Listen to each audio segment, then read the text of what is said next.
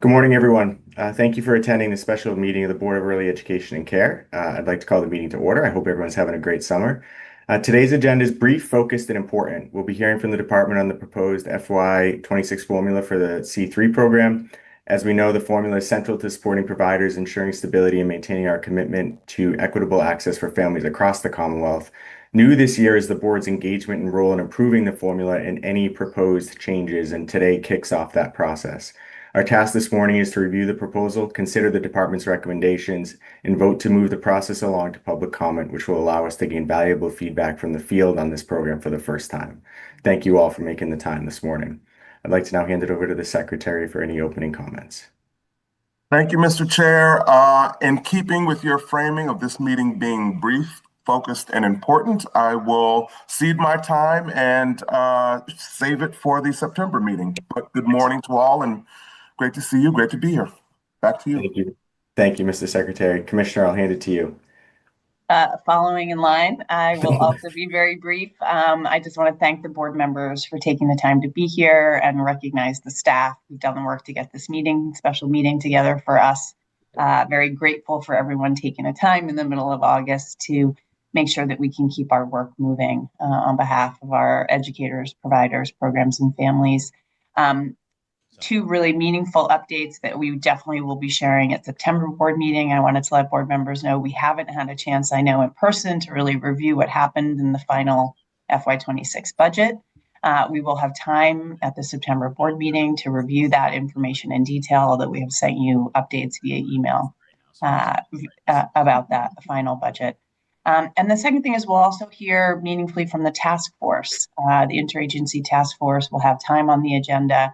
They have been hard at work, rolling up their sleeves, continuing to move those actionable recommendations forward. And so we will look forward to sharing those updates with you, along with many of our other initiatives that proceeded over the summer. Chair, back to you. Thank you, Commissioner. We do have one piece of routine business in front of us. We have the minutes of the June 11th, 2025 board meeting. Are there any additions, corrections, or edits to the minutes? Seeing none, I'd make a motion to approve. Can I have a second? Second. Second, thank you. All those in favor say aye. Aye. Aye. Opposed? Any abstentions? I abstain. I wasn't there. Thanks, Nikki. The minutes have passed. And with that, I'll hand it back over to the Commissioner to tee up our main topic here for this morning. Thank you, Mr. Chairman. And again, thank you to the board members for joining us for this special meeting. As many are aware, during the FY25 budget, language was included, which creates a formal role for this board in the establishment and the approval of any changes to the C3 formula, which is what's used to calculate the grant amounts that go to our providers who participate in the C3 program. As this program continues to mature, we saw the program be formally put into statute with the support of the legislature and the governor. And I believe that these actions of having the board sort of formally involved in the establishment of the formula and requiring the agency to conduct a public comment period associated with that formula continues to formalize and recognize the important role this program plays in the sort of permanent stability and ecosystem of our early education and care system. So while it requires additional work by both the board and the agency, we welcome that opportunity to have a public and transparent comment period to get feedback.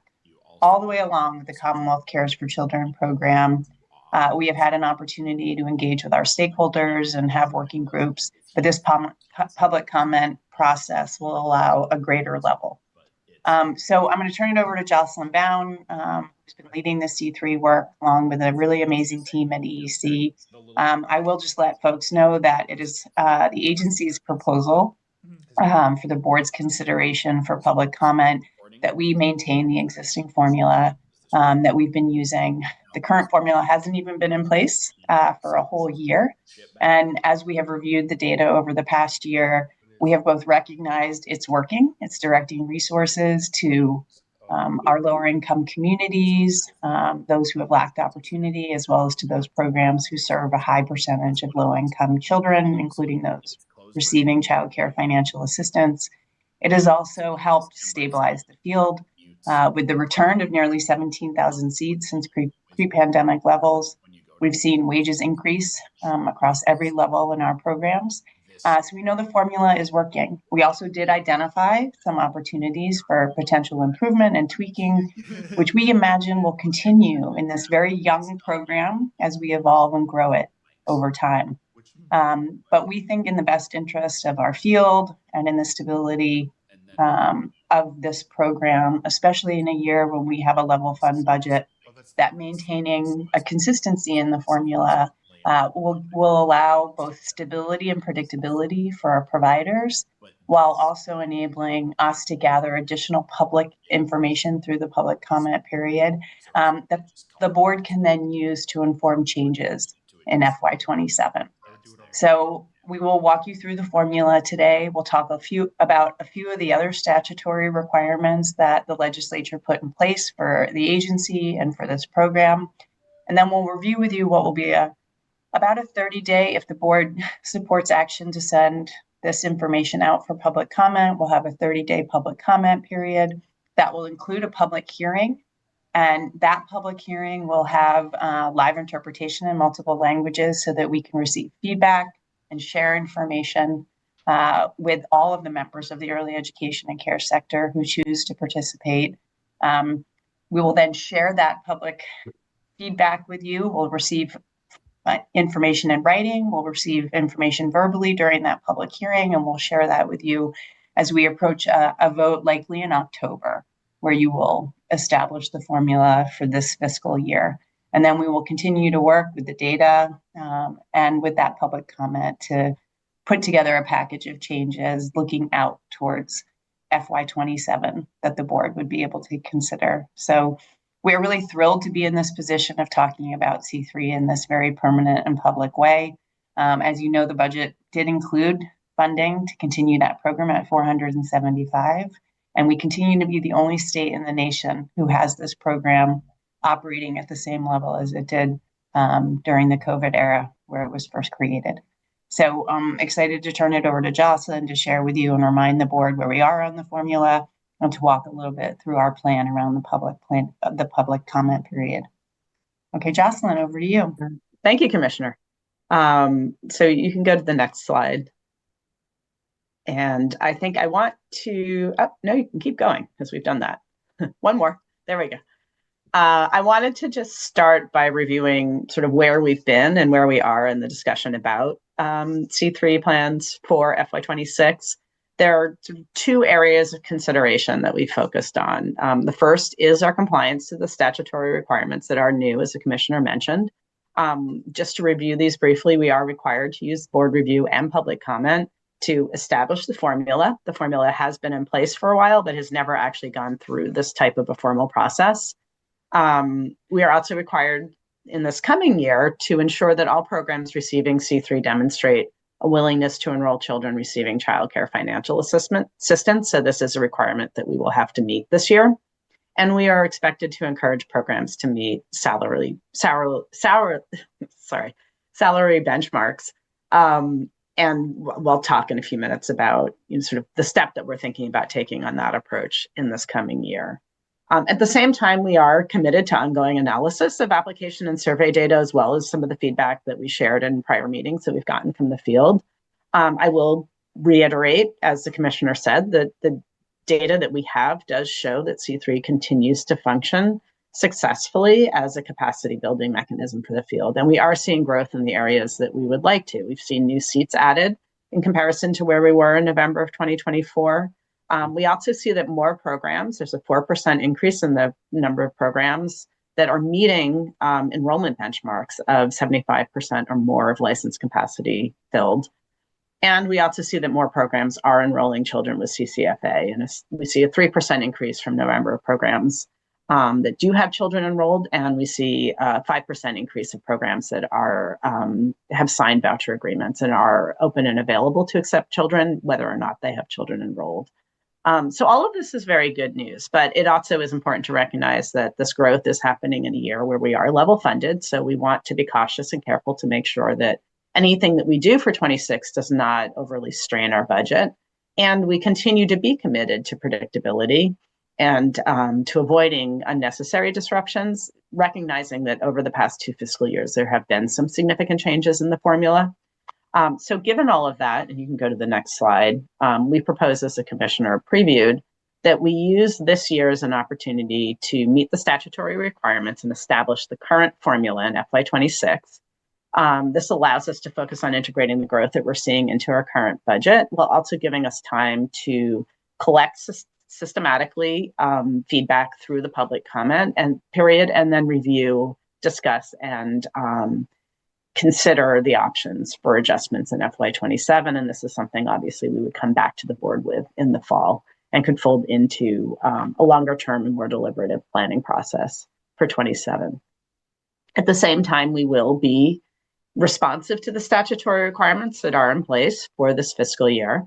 We are going to include in the November recertification application and attestation of willingness to all programs to accept children with CCFA if a space is available and a child were to come to the program. Just to reiterate, this does not require that all programs have children with CCFA enrolled, nor does it require that there's a voucher agreement in place at the time of this attestation, but the expectation is that all programs would be available that are receiving C3 and able to support families in the way that Child Care Financial Assistance allows them to do. We will also revise the fund use requirements, as we discussed in the last board meeting, to focus more funding and an expectation that more funding goes into workforce investments. This follows what we see the majority of programs already doing with their C3 budget. So really just instantiates best practice that we've seen the field apply to using C3 funds effectively to support the workforce, and is responsive to the legislature's mandate that we do start moving programs towards using funding in this way. And we will continue to manage access to new providers. We currently do not provide new providers access to C3 immediately. Every quarter we review where we are with our expenditures on C3, and if funding is available, we open C3 to new providers on a quarterly basis, and we will continue that process with particular attention to our careful forecasting, given the growth and the fact that we are level funding. So we do expect the budget to be one that we have to pay close attention to this year. And continue to plan to review field feedback to consider proposals for FY27 going into the fall. We go to the next slide. So to dive in a little bit more deeply on what this process will look like, you can see the statutory obligation is written here. I'm not going to read that out loud. But the timeline for this work is on the slide as well. So right now we are discussing the potential of bringing this formula to public comment. If the board does vote to do this, we will make this information available for public comment, and the website will hold information about when and how to provide that commentary, either through written comment or through the hearing that the commissioner mentioned. That hearing will happen in September. And then in October, we will come back to the board with the feedback we received and our response to the feedback for a vote to establish the formula. And then for programs in November, the recertification will be adjusted to recalculate grant awards. I think as everybody is familiar, we've set grant awards based on information that we have. Last November, in this coming November, we will then recalculate everybody's grant awards and payments for the coming year. You go to the next slide. Just as a reminder, this is the current C3 formula, and this is the calculation. The first row shows the calculation used to identify a program's monthly award. License capacity is the starting place for the formula, though this does include an adjustment for enrollment for center-based programs. If enrollment is below 75%, the license capacity is adjusted down, and for family childcare programs, if enrollment goes below 3 children. Then the this capacity is multiplied by a base rate. There are different base rates depending on program type, whether full-time or part-time. For our family childcare programs, the program staffing, and for center-based programs, the ages of children served. And then this is multiplied by an equity adjustment, which is based on program characteristics, such as the number of children with childcare financial assistance served, program's location, whether or not the program is a Head Start program, and for larger for-profit programs, if a CEO educator compensation ratio exceeds 30:1, equity adjustments are restricted. And this calculation generates the monthly grant award, and then programs receive that monthly award every month through the year. So the overall annual C3 calculation would be the monthly award multiplied by 12 if the program is open for the full 12 months of the year. With one note that written into the budgetary language, there is a cap of 1% for multi-site for-profit programs. Those programs cannot receive an annual allocation of more than 1%. So that is the one exception to the 12 months times the monthly grant award calculation. I'm going to the next slide. Note, Jocelyn, that there is language that's included in the statute that does allow the agency and the commissioner discretion to waive that cap when it's in the best interest, when we see it as in the best interest of the Commonwealth. And we have used some waivers, particularly to focus on programs that are serving a high percentage of kids receiving child care financial assistance, at least in this last year. Thank you. You can go to the next slide. So I'm going to turn it back to the chair, I believe, to. Yes. So thank you, Jocelyn, and thank you to your team for the work that went into this. And this time I want to open it up to the board for any questions or comments about the presentation. I'm sorry. Do we want to stop sharing for a minute, Chair, so that folks can see each other? Sure. If there's any questions or comments? That'd be great. Okay, terrific. And then we can bring it back up when the board would like to consider the motion. Great. I'll call Dr. Lucas. Oh, yeah. Thanks, Jocelyn. And I was just curious about the number of folks who like walk away from doing C3 or accepting C3 because of the whole not requirement, but the attestation for taking subsidy kids. Like, what percentage of that is? I don't think we'll know until we put exactly what the numbers will be, until we put that into place. We did calculate an estimate of how many programs don't currently have a voucher agreement in place, and indicated that they would be uncomfortable with that. And Ellen, I don't know if you have that number on hand. My memory is it ended up being somewhere around 10 to 15% of programs, but I also think that we are trying to implement this in a way that is both responsive to the legislative intent, but also responsive to the concerns that programs might have about being willing and open to accept children with child care financial assistance. So also thinking about, what is the process? How do we support programs in becoming available and understanding that process, making sure the process is easy and accessible to all programs so there aren't limitations on operating hours, for example, for programs that accept childcare financial assistance. So this is really our opportunity to work on making this work. We're also considering programs such as Head Start that provide a similar level of access and financial support to families without necessarily always doing it through the voucher system. So that's something else that we're thinking about, sort of how to build into that attestation process. So it's not preventing programs that do support families in other ways from participating.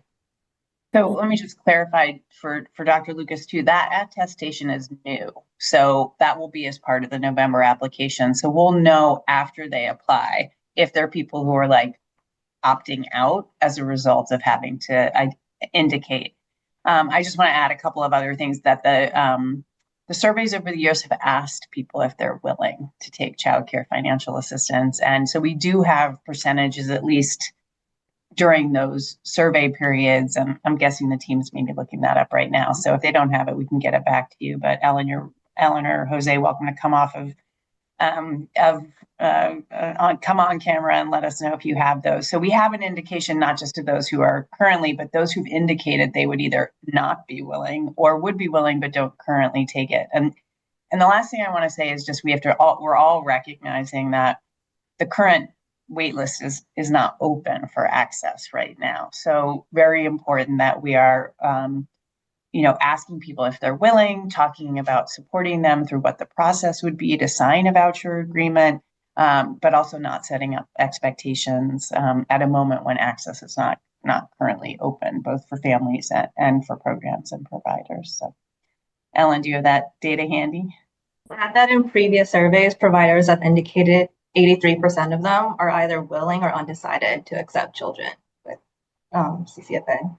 So I have a question about that too. Is there any need for us to confirm that in fact they attest that they're willing, but then when the situation comes up, they may not do it? In other words, we're taking their word for it at this point, and is that enough? Yeah. So our ultimate goal would be to get everybody to a place where they do have a voucher agreement in place, but we recognize again that that is a process that takes a certain amount of time, and the CCR&Rs also have limited capacity to process volume at any one point in time. But we are working to identify how we take a couple of steps. First of all, make sure families are aware of all the programs that have attested that they are willing and open, even if they don't currently have a voucher agreement. And there is a process in place to work with the CCR&Rs to make sure that families that make a choice and select a program that might not have a current voucher agreement get one in place quickly and are available to take a child. So it's a bit of a work in progress, but we are aware of what you're asking and are paying attention to it. Great, thank you. So this year we start with the attestation and really the communication. It hasn't been a requirement in the past, so programs could indicate in a survey whether they might be interested or might not be. Now they'll actually have to attest that they are willing. And then, as Jocelyn said, if a family does present, we'll have a process in place to execute a voucher agreement. And over time, we'll get more clear that there must be a voucher agreement in place, which is the mechanism that would allow a provider to take a family that has a voucher. And so we'll know more when they're working directly with the CCR&Rs, whether there's a family who's been turned away, for example, or a provider was unwilling. Any other It'll be questions? interesting to see if some programs decide to opt out of C3 as a result of this requirement. So that'll be something we'll be watching very closely. Any other questions or comments from the board? I'll just add, when I'm reflecting on this, I feel like this is a moment where we can bring some predictability to the field. And I know people have an opportunity to recertify their numbers in November. So there's that action to take. But we've made a lot of changes over the last couple of years, and I just think the opportunity here to hear from the field, those that experience this program every day, is just really exciting for the future growth of this program, for the learning the additional learning that it will bring to the thinking that the team has brought to this work over the years, in addition to the survey. I just think is really exciting to see what how people feel about it, where we can do better, where we're doing great, and learn from that. So I hope people take the opportunity to participate not only in the public hearing but in the public comment process, so that we can hear from folks and how they're living in this program every day and the value that it may be bringing. So equally important is to share if it is bringing value, in what way to your organization. So thank you. Any other comments or questions before I move the motion? No? Do we want to can we bring that? We're an in-person group. This virtual stuff is throwing us all off a little bit, but we're rolling with it. All right. So I move that the board, in accordance with General Law, Chapter 15D, Section 3 and 20, hereby approves the draft proposed C3 formula and authorizes the Commissioner of Early Education and Care to file the draft proposed C3 formula with the Secretary of the Commonwealth for publication of a notice of public comment in the Massachusetts Register, consistent with the department's proposed policy directions, and to conduct a public hearing subject to the approval of the final C3 formula by the board. Can I have a second? Second. Second, Dr. Lucas, thank you. All those in favor say aye. Aye. Opposed? All right, motion passes. And that brings us to the end of our brief yet important agenda item today. But I do want to just thank everybody for making the time to be with us this morning. This wasn't previously on our schedule for the year, so really grateful for the participation of my colleagues here on the board today. Our next meeting will be on September 10th in Boston. And with that, can I have a motion to, I'll make a motion to adjourn. Can I have a second? Second. Second. All those in favor say aye. Aye. Opposed? Great. We'll see you in person in September. Thanks, everyone. Thank you very Thank much. you. Have a wonderful rest of your summer.